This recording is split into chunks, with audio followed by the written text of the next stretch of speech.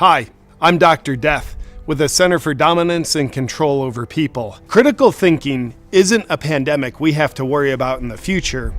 It's a pandemic that's here now. The critical thinking crisis is upon us. What are we doing to combat this disaster? Well, it's probably not what you think. I'll explain the measures we're taking in just a moment.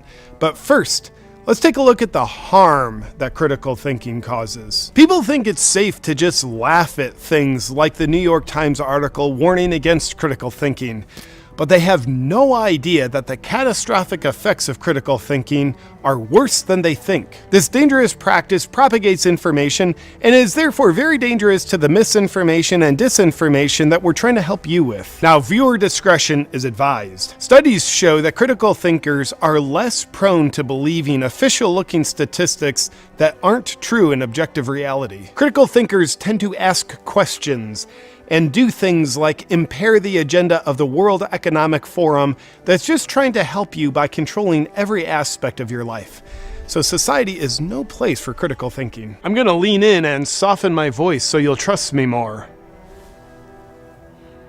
For some reason, critical thinkers follow the money trail from mandates to who profits from them, and that makes them suspicious and curious about what's really going on. And ultimately, it makes them less obedient. And what the past 2 years have taught us is obedience is what makes us a happy, healthy, sleeping society. When critical thinking goes up, obedience goes down.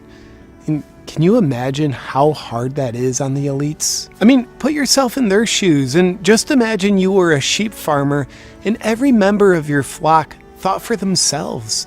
It would be very hard, if not impossible, to get your flock to benefit you at the expense of themselves. Have you ever realized when you're critically thinking, what you're really doing is oppressing the elites? If you practice critical thinking, then you won't be in touch with objective reality. And the problem with that is, you won't be scared of grave dangers that don't exist in objective reality that we can protect you from. And if you're not protected from them, then you can just think about what would happen. Better than you thinking about what would happen, let me just tell you, you would die. I'm going to lean in further now so that you'll trust me even more. Our top scientists who have been captured by corporate interests have shown that humans aren't even designed to think critically. Because for humans to be able to think critically in a way that's in their best interest, they'd have to hypothetically develop a new part of the brain called the neocortex. And based on our recent studies, we found no evidence that humans have a neocortex, or an immune system for that matter. Well, if critical thinking is the problem, what are we doing about it? Well, we are on a mission and will stop at nothing to ban critical thinking. Just imagine a socialist utopia society free of the burdens of being allowed to think, own possessions, connect with other humans, and abiding by your own free will. In the 1930s, the Nazis' propaganda wouldn't have been able to influence Germany to go in the right direction if critical thinking was allowed. And the tens of millions of people that Stalin protected by killing them never would have been protected if society rejected his propaganda in the name of critical thinking. With regard to what influences people, there's a very inverse relationship between propaganda and critical thinking. That's why the modern-day book-burning practices of censorship, fact-checking, and deplatforming are so important.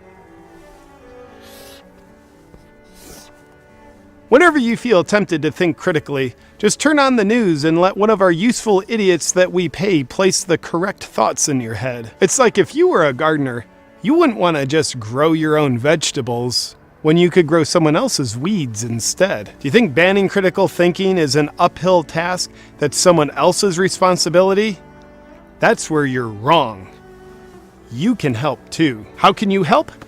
Well, when you see someone who's showing symptoms of curiosity, where they're on the verge of thinking about something, teach them how to look it up instead of thinking about it. On one of our obedience-friendly websites like PolitiFact, factcheck.org, or Google, you'll find the thought police have already done the thinking for them, so they won't have to. Wouldn't you rather have someone do the dirty work for you, like mowing your lawn, doing your dishes, doing your wife, doing your thinking, so you won't have to? If you see someone who insists on putting everyone in danger by thinking critically, The right thing to do is to shame them by calling them things like racist, science denier, white supremacist, and anti-vaxxer. You becoming a soldier and self-policing other citizens into compliance by shaming them and intimidating them is really the only way the elites can be successful on this one. We are never going to have a free society where everyone is free to do as they're told